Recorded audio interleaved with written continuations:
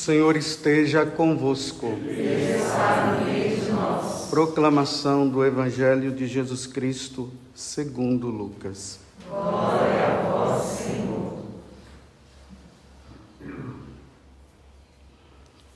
Naquele tempo, disse o Senhor: Ai de vós, porque construís os túmulos dos profetas.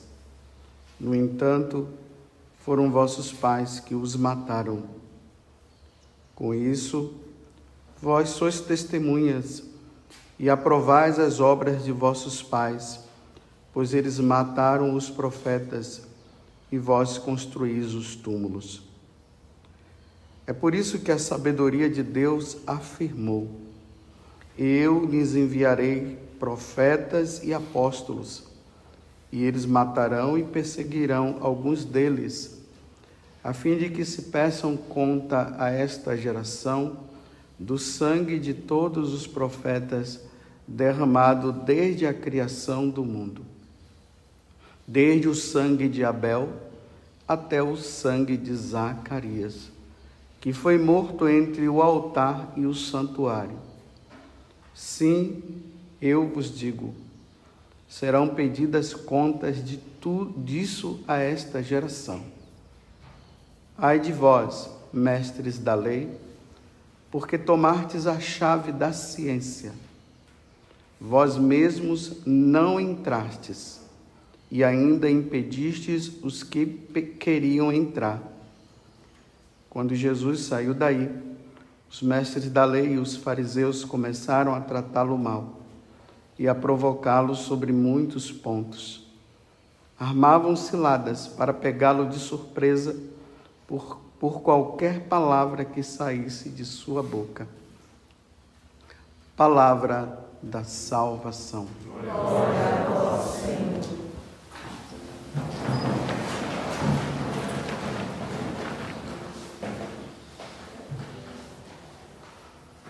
Continuamos ainda nesse capítulo 11 do Evangelho de São Lucas.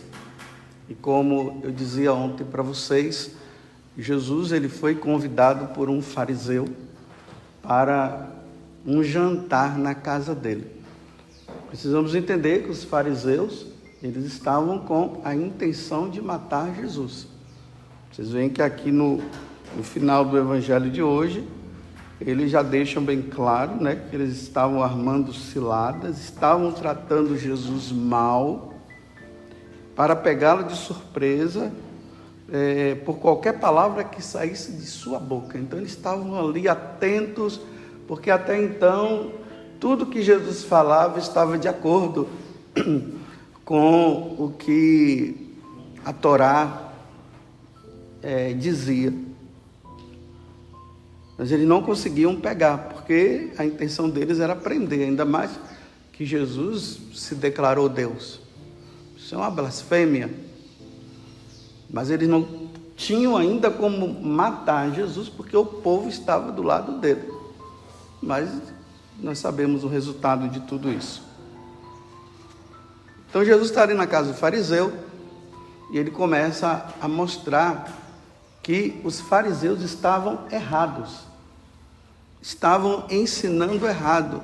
E ontem eu dizia, né, que Jesus não teve escrúpulo nenhum. Ele estava na casa, foi convidado e começou a dizer: ai de vós, fariseus, porque vocês não mudam de vida e tudo mais, e foi falando. Aí hoje, Jesus continua, né? Aí fala que foram eles que mataram os profetas. Porque se os pais deles mataram os profetas e eles construíram os túmulos, então estavam confirmando que os profetas deveriam ser mortos mesmo. Aí Jesus fala uma coisa que é para mim motivo de meditação para mim. Ele diz bem assim: ai de vós, mestres da lei. Esses mestres da lei, os fariseus, eram as autoridades religiosas daquele tempo. E eles não estavam agindo corretamente. Então Jesus, como Deus, estava mostrando para eles que eles estavam errados e eles precisavam mudar. Mas como eles estavam com o coração endurecido, eles não quiseram mudar, o orgulho tomou conta. Então é melhor matá-lo, para que as coisas permaneçam do jeito que estão, porque está muito bom para nós, está cômodo para nós. Então Jesus agora se refere a ele. Vamos dizer que é como se Jesus se referisse a nós sacerdotes, nós que temos a autoridade de pregar, de anunciar a boa nova. Então agora ele diz assim: ai de vós, mestres da lei. Vamos dizer assim: ai de vós, sacerdotes da Igreja Católica, porque tomastes a chave da ciência, ou seja, aprenderam, passaram por uma faculdade de filosofia, por outra de teologia, estudaram tudo. Então, vocês agora têm a ciência, foram ordenados sacerdotes, e agora vocês estão prontos para ensinar. Ensinar o quê? A boa nova. Uma das coisas que está na carta aos Romanos hoje, que eu posso associar ao que eu estou falando agora, é o seguinte: todos pecaram. Todos foram privados da glória de Deus. E se todos pecaram, precisam de um Salvador. E esse Salvador é quem? É nosso Senhor Jesus Cristo. Então nós sacerdotes temos que ensinar isso. Essa é uma verdade. Todos pecaram. Então, se todos pecaram, significa o quê? O pecado existe. A ofensa a Deus está aí. Se eu ensino o contrário, por exemplo, se eu digo que não tem pecado, se eu digo que não existe condenação para os injustos que não se converteram, se eu disser que todos estão salvos, estou ensinando errado. É um erro muito grande eu chegar no púlpito e dizer para vocês que todo mundo pode fazer o que quiser, porque Deus é misericordioso e no final todo mundo vai para o céu. Está errado. Eu tenho que dizer o seguinte, que Deus é misericordioso, que Deus é amor sim, mas que Deus é justo e cada um vai pagar por aquilo que faz. Se ama a Deus, serve e foge do pecado, procura a confissão e leva uma vida santa, salvação. Se faz o contrário, condenação. Se eu disser para vocês que não se importem mais, porque Jesus já morreu e está todo mundo salvo, está errado. Não foi isso que a igreja ensinou. Não foi isso que Jesus ensinou. Vocês veem aqui também na carta aos Romanos, ele está dizendo assim, que Deus é também o Deus dos pagãos. Não é isso? Eu posso interpretar errado e dizer assim, bem, se Deus é Deus também dos pagãos, e é, mas no sentido que Paulo está dizendo assim, Deus é Deus dos pagãos, então os pagãos estão servindo aos deuses errados, Deus é Deus dele também. Então a evangelização, a palavra de Deus precisa chegar no coração dele para ele servir ao Deus verdadeiro e seguir a Jesus Cristo. Não é dizer assim que todas as religiões salvam. Não, meus irmãos. Se todas as religiões salvam, não precisaria eu estar aqui, senão é um teatro. Não necessitaria de ter sacerdotes ordenados. Se todas as religiões elas salvam, não precisa ter missa. Não precisa dos sacramentos. Porque é só seguir um Deus, o Deus que você quiser.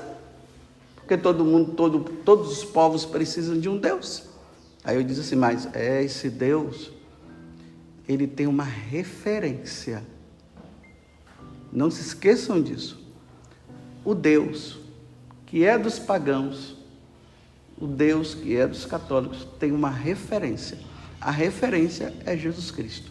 Se a referência não for Jesus Cristo, sai dessa canoa que ela é furada. Porque senão eu posso dizer que Buda, os deuses africanos, e aqui eu posso falar porque eu sou descendente de africano, os deuses orientais, os deuses do Egito, todos eles são corretos, porque todos esses deuses salvam. Então cada um fique na sua religião, não precisa se preocupar de vir atrás de Jesus Cristo. Para quê vir atrás de Jesus Cristo? Você já tem a sua. E se eu for para lá e anunciar Jesus para você, isso é uma opressão, porque cada um deve ter a sua religião. Os índios têm que ter a religião deles, não os índios, os egípcios, os africanos, e assim os budistas, todos precisam se voltar para o Deus verdadeiro que tem como referência Jesus Cristo. Eu sou o caminho, a verdade e a vida, disse Jesus. Ninguém vai ao Pai, ao Deus verdadeiro, se não passar por Ele. Se não passar por Ele, há um perigo grande de não se chegar ao Deus verdadeiro. Então São Paulo, na carta aos Romanos, ele está dizendo assim, que é Deus dos pagãos, sim, mas os pagãos precisam voltar para Ele, porque eles também têm o direito de encontrar o Deus verdadeiro e não ficar nos deuses falsos. É isso que São Paulo está dizendo. Aí eu posso interpretar isso de forma diferente e dizer bem assim, não, tá vendo? Jesus disse, São Paulo teve essa revelação dizendo que o Deus é Deus dos pagãos, que todo mundo está, então todo mundo tem que ficar na sua. Se eu falar isso, eu estou frito. Aí eu vou continuar porque eu parei para interpretar mais ou menos aqui, olha. Ai de vós, mestres da lei, ai de vós, Padre José Augusto, porque tomastes a chave da ciência. Você foi ordenado sacerdote. Fui ordenado sacerdote em 1997 pelo arcebispo, agora que é emérito lá de Feira de Santana, Dom Itamar. Eu fui ordenado por ele. Vós mesmo, agora veja, vós mesmo não entrastes, ou seja, você adquiriu então uma ciência errada, você começou a ensinar errado para as pessoas. As pessoas estão felizes pelos seus ensinamentos, mas só que o seu ensinamento é errado. Aí ele diz assim, e ainda impedistes os que queriam entrar, ou seja, enquanto que eu deveria levar vocês para o céu, para o Deus verdadeiro, ao arrependimento dos seus pecados, a largar tudo aquilo que não é de Deus e se voltar para Ele, em vez de eu fazer isso, eu, que já estou com um entendimento errado, já não creio mais nas verdades da igreja, em vez de eu pegar a doutrina da igreja e ensinar vocês, eu pego uma doutrina que eu criei, ou que eu adquiri a partir de ensinamentos errados, e falo para vocês, e vocês acreditam, porque vocês olham para mim, vocês me veem como sacerdote, aí vocês acreditam e vocês começam a praticar coisas erradas. Todas as religiões levam para o céu. Ideologia de gênero, cada um tem o direito de escolher o sexo que quiser, e Deus criou homem e mulher. Não, o aborto pode, sim, até um determinado momento você pode, sim, você pode abortar. E eu vou ensinando isso, vocês vão dizendo, nossa, que padre legal. Não gera mudança. Ensino errado. Aí adquiri uma ciência lá nos meus estudos filosóficos, de filosofia, que a gente precisa estudar filosofia para entender o conhecimento humano, como os homens chegaram à verdade. Aí eu pego os filósofos, porque a igreja sempre ensinou que o seminarista precisa estudar os filósofos clássicos, ter os filósofos clássicos como base. Aristóteles, que é o principal. Ele é o principal. Aí entra Sócrates, Platão. Porque esses filósofos, eles, sendo pagãos, eles lutaram para encontrar a verdade. Eles não se baseavam em mentiras, mas na verdade. E aí o conhecimento humano foi chegando, até chegar à ciência maior de todas, que é a teologia. Que a ciência maior de todas não é a filosofia, é a teologia sagrada, porque a teologia, ela fala de Deus. Nós chegamos no cume do ensinamento, está lá, a teologia fala de Deus, mostra a Deus. Santo Agostinho, Santo Tomás de Aquino, que interpretou Aristóteles, trazendo a visão pagã, racional, humana de Aristóteles, vendo naquilo ali, ele transporta e eleva e coloca Deus ali. Santo Agostinho, esses são as bases, e outros também. Aí, no decorrer do tempo, vieram os modernistas. Hegel, Descartes, Nietzsche,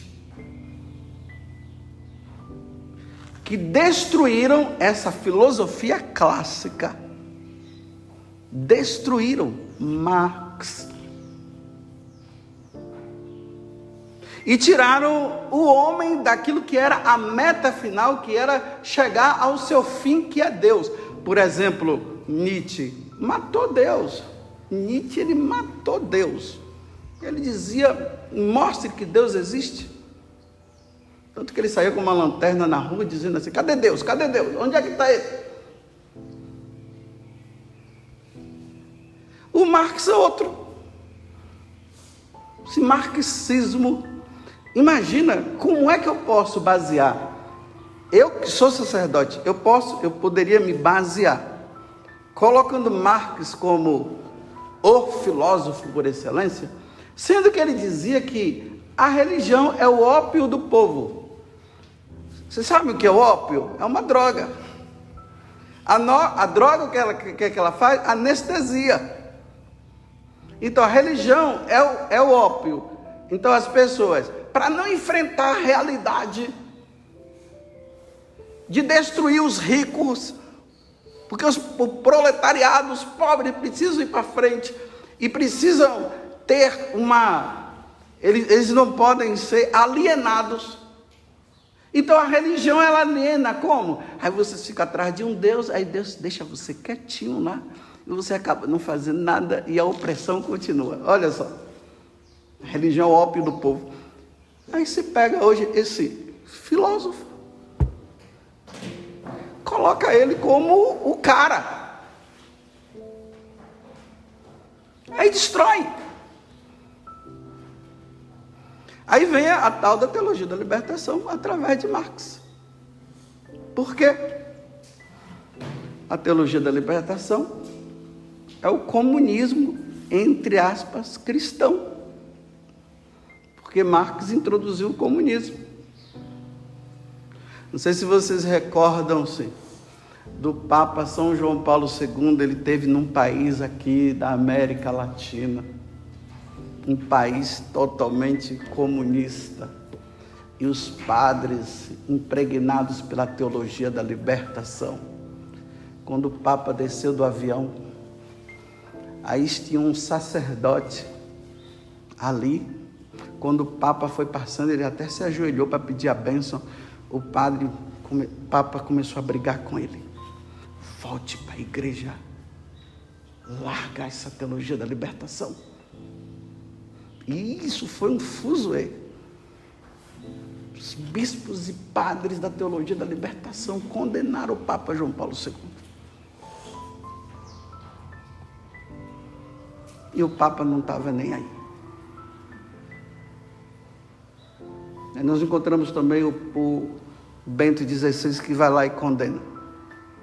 E esse tipo de teologia se tornou a teologia por excelência. A libertação que nós buscamos é a do pecado. Essa é a libertação. Todos pecaram, como na primeira leitura está dizendo, e todos foram privados da glória de Deus. Esse é o pecado, do egoísmo e tudo mais. Mas não simplesmente um pecado que é somente social. Tudo é social agora. Então, como é social, eu condeno o social. Ninguém tem mais pecado, não. O negócio está aí. Está na sociedade o pecado. E é isso que estão ensinando. E aí, por causa disso, se Marx diz que a religião é o ópio do povo, aí você vê, não deixam rezar. Para que rezar? Nós temos é que nos unir. Aí, a salvação já não é mais a religião, é quem? É a política. Então, se a religião, se a salvação da humanidade é a política, o que é que se vai fazer?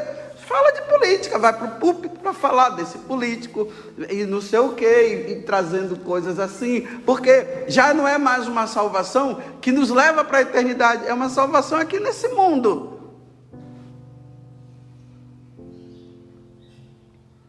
Se eu ensinar isso, eu vou prestar contas a Deus um dia. Porque eu tenho que dar Deus para vocês. Quando uma pessoa procura um padre que quer encontrar Deus. Não é política. Todo mundo é livre para votar em quem quiser. A igreja pode orientar, cuidado com isso, com aquilo, mas não ficar fazendo do púlpito um lugar assim. Aí rezar não pode, não é bom rezar, para que rezar? Pecado, pecado é social, você não tem pecado não. Aí não atende confissão, não tem tempo para atender confissão.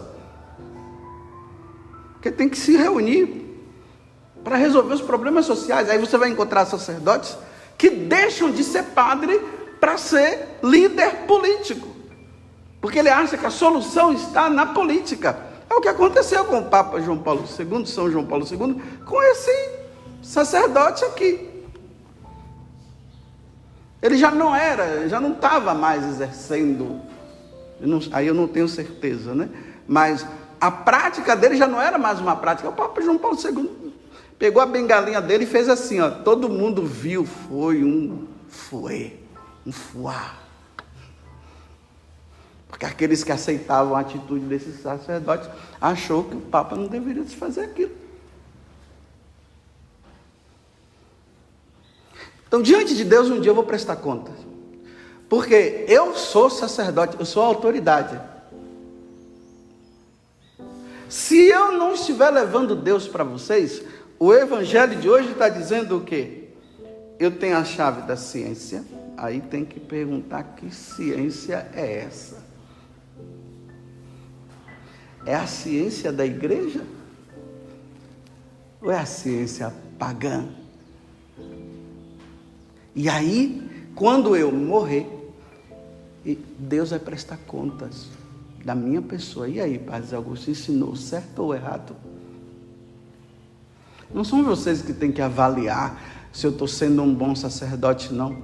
Eu não estou nem preocupado se vocês acham ou não isso ou aquilo de mim, da minha pessoa, porque é Deus. Eu vou prestar contas a Deus, não é a vocês. Por isso que eu não estou preocupado se eu estou agradando ou não. Porque eu preciso levar a verdade para vocês. Agora, se vocês não aceitam a verdade, o problema é de vocês, se vocês não querem aceitar. continuamos sendo amigos. Não precisa brigar comigo, nem ficar de mal comigo, só porque eu não aceito a verdade sua, que é uma mentira, e você não aceita a minha verdade, porque não é a minha verdade, é a da igreja, e você não aceita e fica com raiva. Não, vamos ficar, não é nem bom a gente ficar com raiva não, porque é pecado, né? Vamos ser amigos, você segue o teu caminho, eu sigo o meu. Agora, no dia de prestar contas a Deus, nós vamos ver. Aí nós vamos ver se o aborto está correto, se a ideologia de gênero está correta, se filiar a partidos políticos, nós sacerdotes, está correto, se dizer para vocês que o inferno não existe também, que ninguém vai mais prestar contas a Deus porque está todo mundo salvo. Aí nós vamos ver. Não, você nem vai ver, porque vai ser eu sozinho diante de Deus.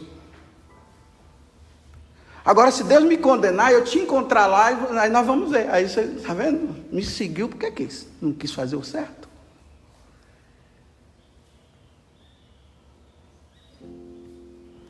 Porque agora está assim, né? Cada um diz a sua verdade. Quer dizer, ó, tem gente que vai ouvir essa homilia aqui e vai se sentir ofendido. Ai, meu filho, se ofende, não é eu que estou te ofendendo, não. Vai brigar com Deus. Ainda mais que eu descobri, entre aspas, viu, que Deus é homofóbico. Ele disse que um homem não pode deitar com outro homem. Foi ele que falou. Levítico 18, versículo 22. Vai lá para você ver se não está escrito isso. Um homem não deitará com outro homem. Deus é homofóbico, gente. Vão brigar com Deus, não briga comigo, não. Mas se você quer brigar, problema, né? Eu não vou falar nada, só vou ficar calado, porque quem falou foi Deus, não fui eu. Briga com ele. Mas não é duro ouvir isso? É duro. Ah, Padre Augusto, você chegou à ciência, você entendeu que um homem não pode deitar com outro homem e você está dizendo que pode. Meus irmãos, eu não quero enfrentar o inferno, não. Eu já me queimei quando eu era criança. Oh, que dor! Mas passou. A do inferno não passa. Vocês acham que eu quero me queimar? Não quero, não. Estou lutando para não me queimar. Vocês nesse calorzinho já ficam tudo tirando a roupa. Não conseguem nem vestir de forma composta mesmo no calor. Ah, está quente. Ai, que calor, que calor. No inferno você vai ver. Por ter seguido o erro. Por não ter querido fazer a vontade de Deus. O Papa São Pio X, ele tinha um lema: restaurar tudo por Cristo. A restauração do mundo se dá em Jesus Cristo, não é por Buda, não é por Jaci, é por Jesus Cristo. E o lema de São João Paulo II, totus tu Maria, tudo por Maria. A solução do mundo está aqui, em Jesus Cristo, por meio de Nossa Senhora, nos consagrando a ela e pedindo a ela: minha mãe, me ajuda, porque a coisa está séria. Eu termino dizendo: há um combate entre Satanás e Nossa Senhora. Nesses tempos nós percebemos, Satanás está furioso. E Deus vai ver, quer ver quem vai ser vitorioso. Bem, vai ser vitorioso quem estiver do lado de Jesus Cristo, Nossa Senhora, mesmo que sejam poucos, porque aqui não é questão de muitos e nem poucos, aqui a questão é de quem estiver do lado de nosso Senhor, vai ter a vitória da salvação eterna, e quem não tiver, vai se perder. E eu lamento dizer uma coisa que Jesus mesmo disse, que poucos se salvarão. E eu espero, meus irmãos, que vocês estejam no número dos poucos. E eu também. Louvado seja nosso Senhor Jesus Cristo. E a nossa Mãe Maria Santíssima.